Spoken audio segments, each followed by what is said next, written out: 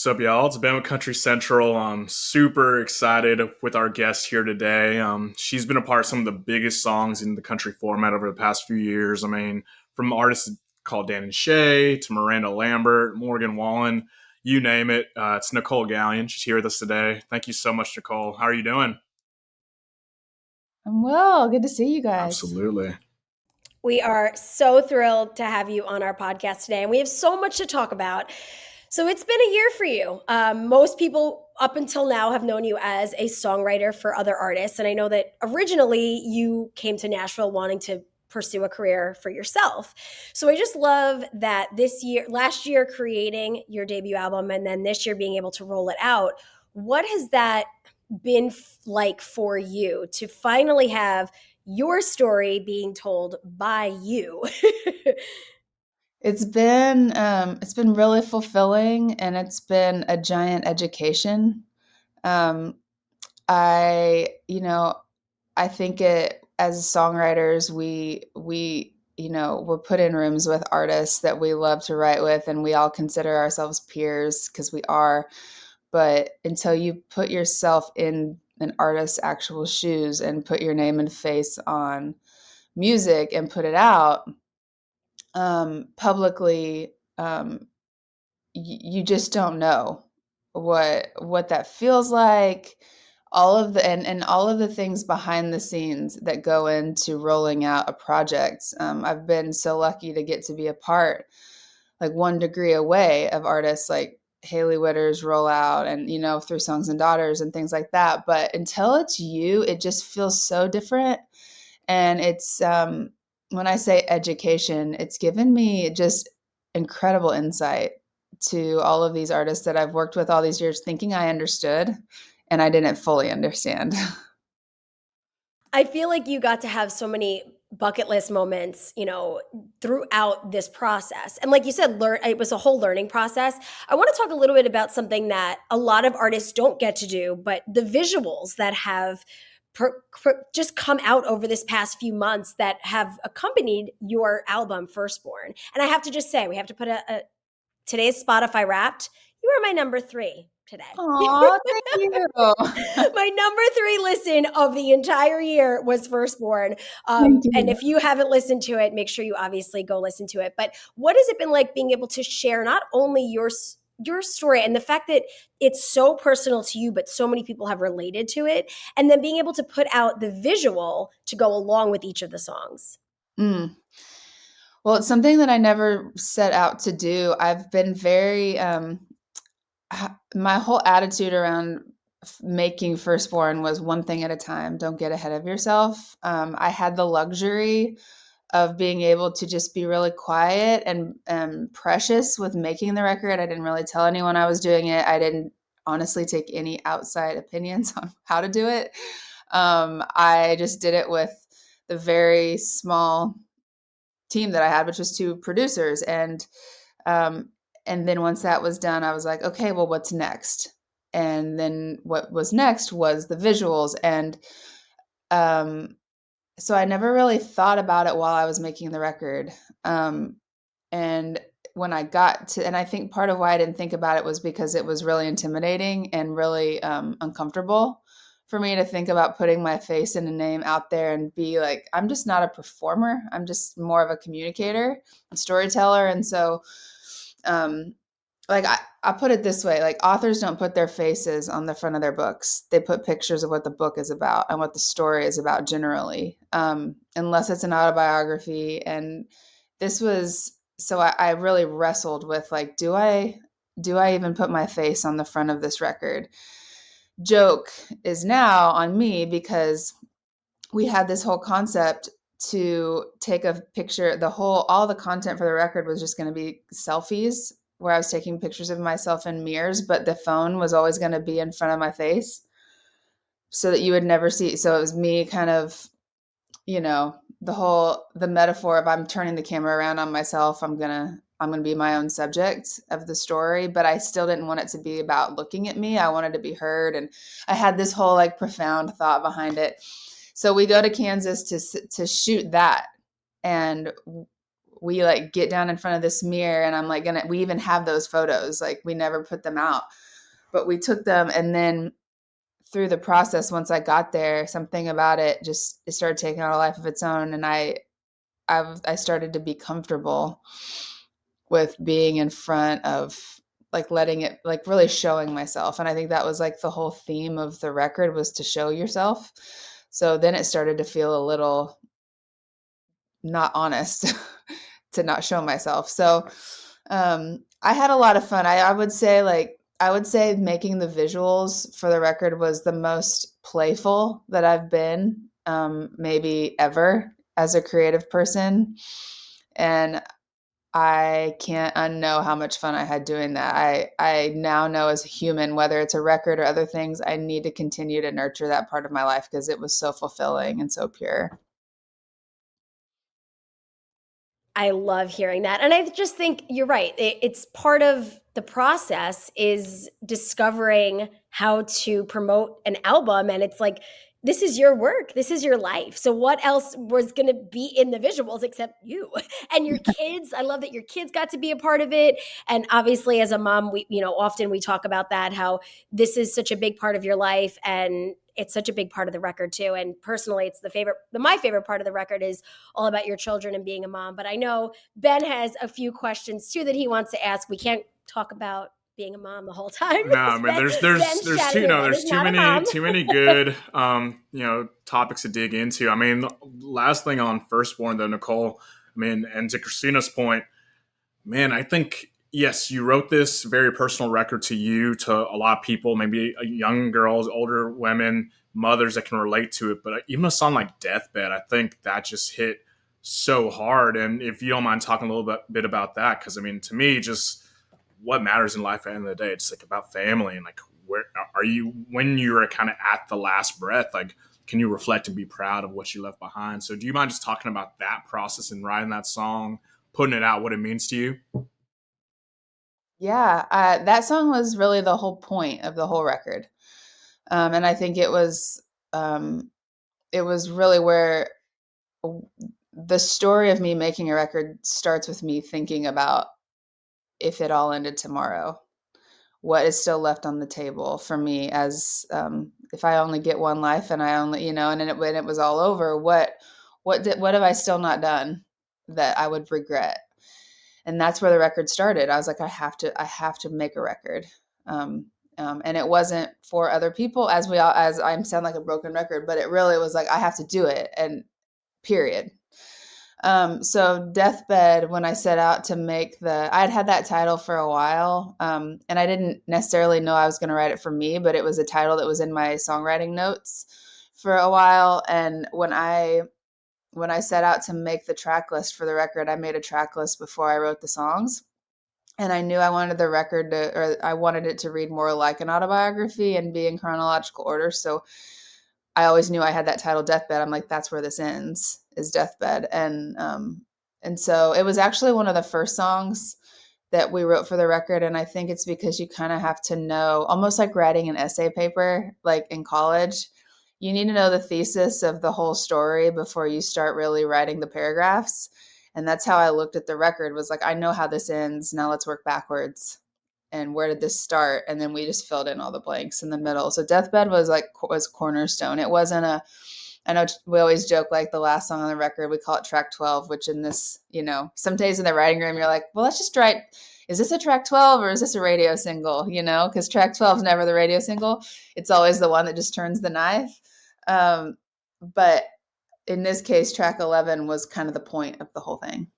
No, I love hearing about that. I mean, and I guess here over at Country Central, like, I kind of claim, Jack and I like to say, we're like the songwriting nerds. We really love to dig into the craft of it all. And that's really why you, as an artist, you've just been one of my favorites over the years, just because, as I mentioned, like Tequila, Automatic, Thought You Should Know It, Morgan Wallen. I mean, these are songs from so many different styles of artists.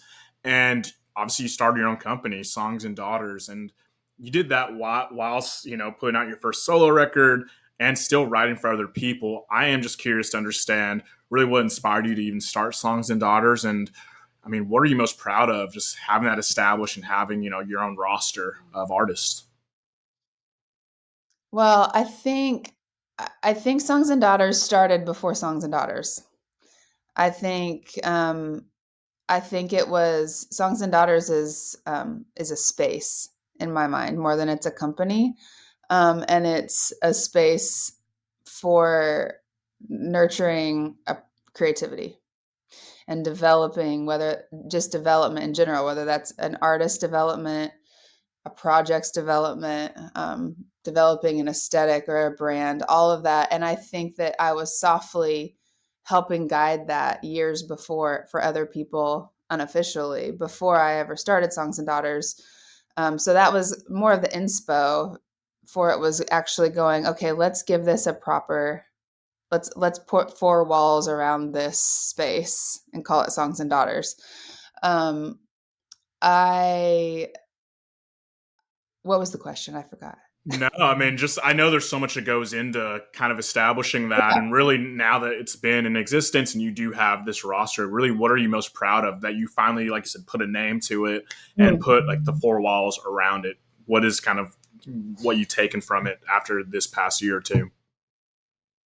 I think especially this last year, I've started to get to build out more of a culture behind the scenes, and I think I'm mostly proud of the relationships and the way that we process and we make decisions. And we're still very much a baby company and establishing how we operate and how we partner with another company like Big Loud and what it is like what those roles are.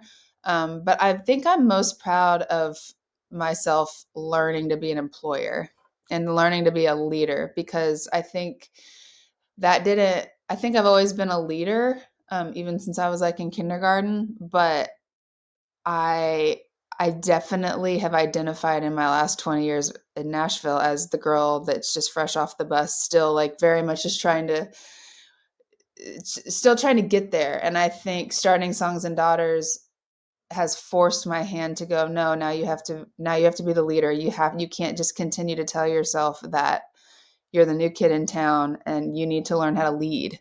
Um, and I think that's been probably for me personally the thing I'm most proud of is learning, and I'm still very much learning, but learning how to lead. I love that. I mean, you Because go ahead. well, I was just gonna say, as a songwriter, it's always, you know, I've learned how to collaborate, and it's just we're all very, very equal, and we're all very much in the same.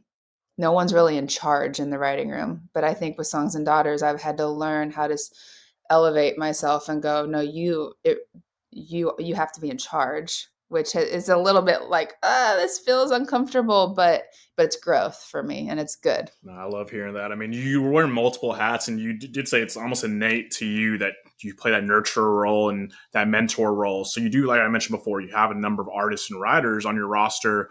Who in particular are you really excited for people to hear more from going into 2023? Um, Lauren Watkins. She's Um, good. she hasn't released any music officially yet. We have big, big plans for 2023. But it's been working with her has been the most organic process I think I've ever had. And I always say that my favorite thing about Songs and Daughters is I get to be a part of things in their of projects in their infancy. And I think there's something so precious about before anyone knows about a thing or a song or a person. It's like even when I live with a demo and I know that it's good, I get to sit there quietly and just it's just for me. And I think I'm in this space, and I think the whole team around Lauren Watkins is living in this very precious era right now of, oh wow, someday we're going to look back on when all these songs were being turned in and these songs are being recorded, and how special, like we knew how special they were before anyone else knew about it. So I'm just, yeah, I'm having a lot of fun with her. And then, as you know, Haley Witters is just cracked top 40, which is, as for Songs and Daughters, that's our first radio single ever and our first top 40 single. And I know she's very much just getting started. But it's just fun to get to officially be a part of the conversations of where a project goes on artists that I'm truly just a fan of. I mean, I was a Haley fan, would be, a part of it as a songwriter no matter what. But Raised and The Dream are the records that I, as a girl from the Midwest, didn't even know that I needed. And so now to get to kind of, I remember I'll put it this way. I remember being a girl in Kansas and reading the liner notes and like looking and trying to pick what the single was going to be. And ooh, what are they going to do next? Like, what are the colors what's the artwork going to look like? And it would have been like a fantasy for me to say, ooh, you could sit down with Martina McBride and talk about what the next thing would be, when I was like 16, and now I'm getting to be a part of those conversations. And it truly feels like my music business version of Disney World. That's incredible. I mean, the last fun question I'll ask Nicolle is, I mean, speaking of a lot of firsts for your artist and yourself this past year, I know you played a lot of live shows, right? And I know I was lucky enough to catch you at the Country Music Hall of Fame a couple months back and see that performance. And I know you played a lot of one-off shows, so I really want to hear how that experience was for you. And like the fun question we ask here is, what would a Nicolle Galyon arena tour look like? Like, who would you choose to open for you? And what would the setup be? Because I know you're a visual person. So just kind of how's the experience of performing live a lot this year been? And what would the Galyon arena tour look like? Okay, well, first of all, let me just say that my least favorite part of putting out a record has been the performance piece. I don't like to perform. It comes it's very unnatural for me.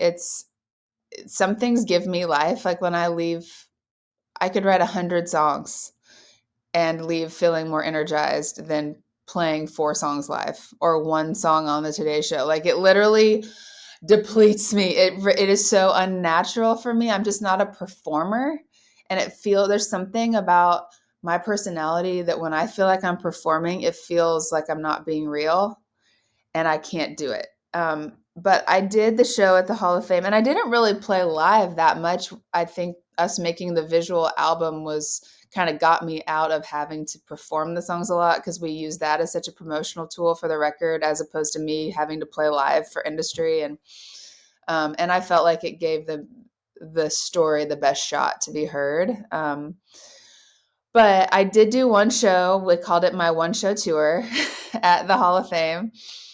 And, back to what I was saying earlier, just learning what all went into it to build a show, was an incredible education. And I'm going to call out any songwriter in a room that ever thinks they know anything about being an artist, because let me tell you, there's just so many more things. Like as songwriters, we think it does all start with a song, but to know what goes on after that record is put out is, on the live front, is just crazy. It's crazy the amount of decisions and the pressure and the work and the rehearsals and the money and all of that. It's a lot, and it's taught me a lot about business. But what I've learned is that I don't ever want to do an arena tour. Good to know. I will probably, I will need another reason to justify. If you see me playing shows, it's because there's a bigger reason. And it's maybe for a heart reason. It's not so much because I'm really trying to promote my music. I don't really currently have plans to tour the record. But if I did play an arena tour,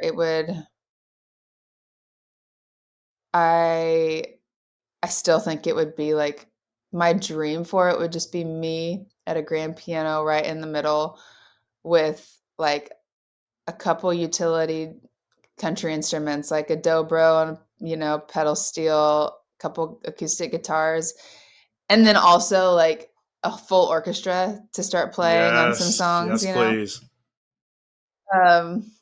I would, yeah, me and a piano and an orchestra is definitely a bucket list thing at some point in my life, because I grew up playing classical piano and I actually played with some orchestras, did some concertos and things, and I would love to be able to incorporate that in with my country storytelling at some All point. right. I mean, Christina, you and I, fingers crossed for one-off performance. We'll pay Ticketmaster whatever they want for the Nicolle Galyon Whatever one-time they only want. arena show. So thank you for that. I know, she said no tour. I was like, ah. But I was lucky enough. I got a sneak peek in New York. I got a few of the songs. It was a very small room, and I will never forget that moment. So I did get to see it as well. So I didn't get to the show in Nashville, but I did get a little New York taste of it, and it was amazing. So going forward as a songwriter, what does it look like for you? So first of all, we have to talk about Morgan Wallen's song that is climbing the charts right now, Thought You Should Know. And what an amazing song. And just talk to me about sitting down with him. What was the process like? One of the things I know Ben, Jack, and probably our whole team here at Country Central would love to do is just like be a fly on the wall in a songwriting room. And it will never happen because we're not songwriters. But I would love to know, and that's what I always ask songwriters is like, what is that process like? And then, like you said, seeing a song from sitting down and you guys just writing it to the process, his album cover for that is so simple. It's just Notebook, like super, super plain. And now the song is just rising up the charts. So what has that been like for you to watch that? And we know it's going number one. I mean, let's be honest here. Don't jinx it. Don't jinx it.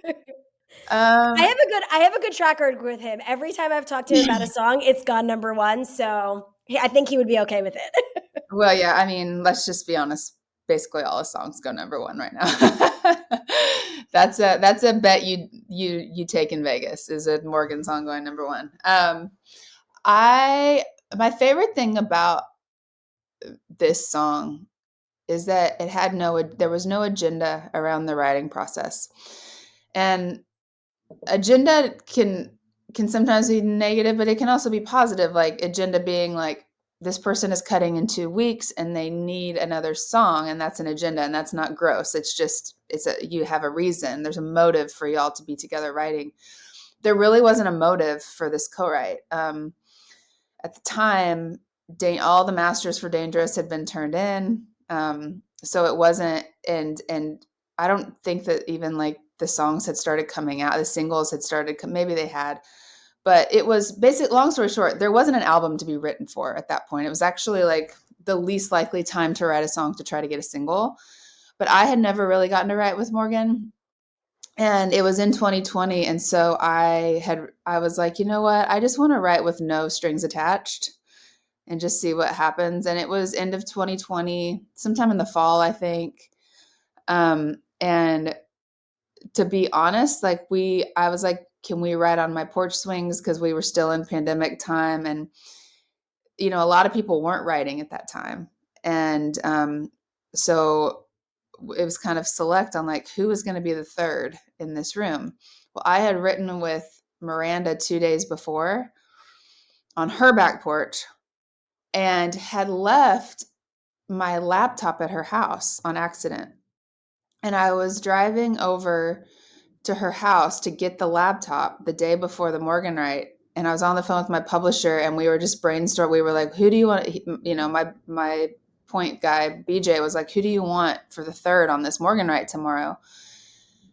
And we had asked a couple people and they weren't comfortable writing in person. And so I knew Miranda was, because I had just written with her 2 days, like the day before. And I was literally pulling into her driveway when I was on the phone with my publisher, and I was like, I hung up the phone and then I walked up to her and I got my laptop and then I went and got in my car to leave, and I'm like, light bulb. I'm like, I wonder if she'd just want to write with him. I wonder if they've ever written, and she wasn't touring at the time, obviously. Like I knew I just spent time with her and I knew she had some downtime.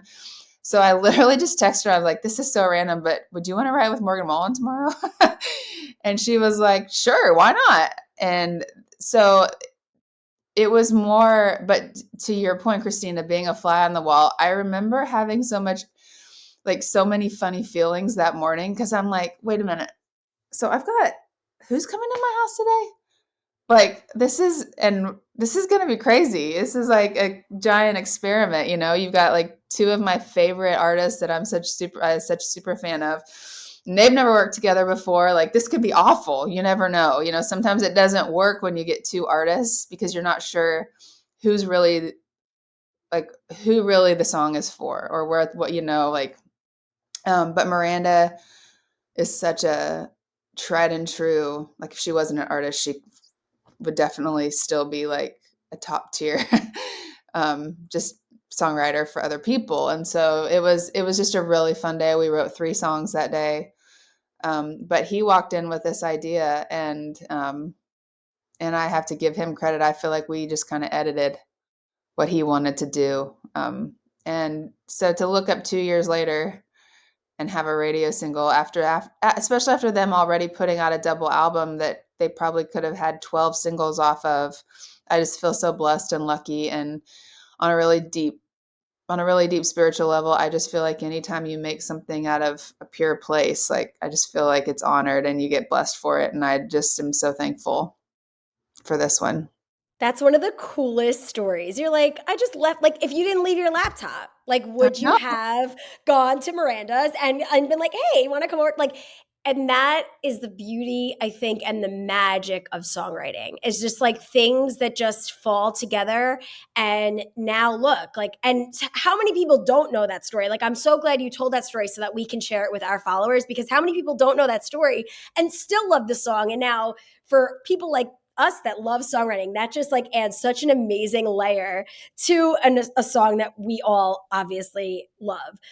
So I definitely want to touch on, obviously going forward, I feel like songwriter is like your main title besides wife and mom and all that, but songwriter is your main title. So how do you go forward now in the next year writing? Like, are you gonna be like, oh, I kind of want to write that one for me? Like, maybe I'll have a more album. Like, how does that process work now? And I know that in 2021 you were so, like you said, careful with how you wrote for yourself. So is it a mind shift that you're gonna like sit down with different people, and how does that work going forward? Um, well, when the time is right, I will share like kind of what it's going to look like for me to write for myself. I have some ideas for how to go about it next year, but I will say that I was a little bit concerned after I did such a deep dive and got to write however I wanted for myself and got to really go there, because I went to my brand of vulnerable country. Like I really went there, and I thought, gosh, is it gonna feel? Am I gonna feel like I'm longing for more when I just go write a song? Not just, but maybe go write a song that doesn't dive as deep. And now that I can say, like for the last 6 months, writing with other artists the answer is no. Like not everything has to be so profound, and I really enjoy creating, and I like, my record was very serious and had a lot of weight to it, but I also just just like I just have just as much fun throwing a kid's birthday party and being creative with that. Some days that's what like writing a drinking song feels like for me. It's like, let's just make something that's fun. This is fun. This brings people joy, like, and you have fun writing an up tempo that's just about having a good time. And so I've been reminded over the last 6 months, this whole year, honestly, like, okay, I'm still me in that way. I still really just love writing. I love making things and telling stories, and and my story had a tone to it, but I like telling all the stories with all the people. So I'm actually really, to be honest, the hardest thing about my experience of being the artist, if that's what you want to call it, was that it kind of felt empty at times. Like I don't like, I really put myself out there and was brave about it. But the more attention that was about me, almost the harder it was for me. Like I felt kind of like an empty, almost like a little bit of a hollow feeling, like after I would play the Today Show or even after my show at the Hall of Fame. I was like, it doesn't fill me up. It actually drains me. So I'm going into next year. I've taken notes from my year this year, and I'm like, I really want to focus more on other people, because I think that's more fulfilling for me, big picture. No, I love hearing that, Nicolle. And like, I mean, I feel like people, when they hear this, they will just appreciate the kind of artist that you are even more. And even the people that you work with. I think it's amazing that you can be so self reflective and really know what works for you. But at the end of the day, you're creating. I think we're all better for it. And the last question I have is, what is your, if you had to choose, your favorite song of this year? It's a tough one. Ooh.